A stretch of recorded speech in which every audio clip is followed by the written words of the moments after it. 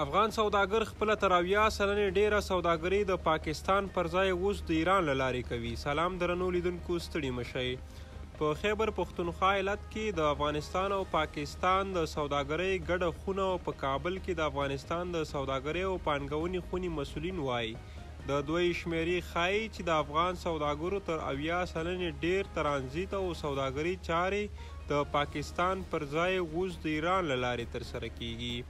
د پاکستان لخوا پر ترانزیټي فعالیتونو د مالیو زیاتوالی، د نوو محدودیتونو لګول او له افغانستان سره د سوداګریزو لارو تړل کیدل د سوداګرۍ په برخه کې د دغه عمده بدلون لاملونه بلل شوي دي.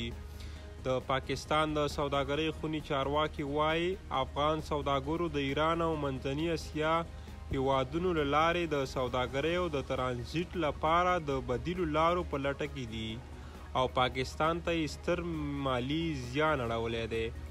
صالح الکوزی په کندهار کې یو له افغان سوداګرو دی چې تر ډیره وچه میوه د سیمې او نړۍ هیوادونو ته صادروي.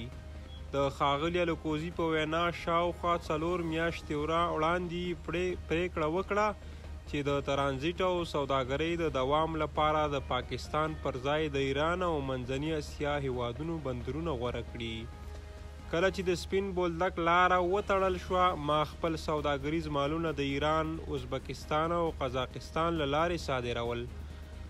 تر اوسه مې 156 ټنه مواد د نیمروز او بندر عباس له لارې ایران ته او په 50 ټنه میوه د ازبکستان، قزاقستان او چین له لارې صادره کړې ده.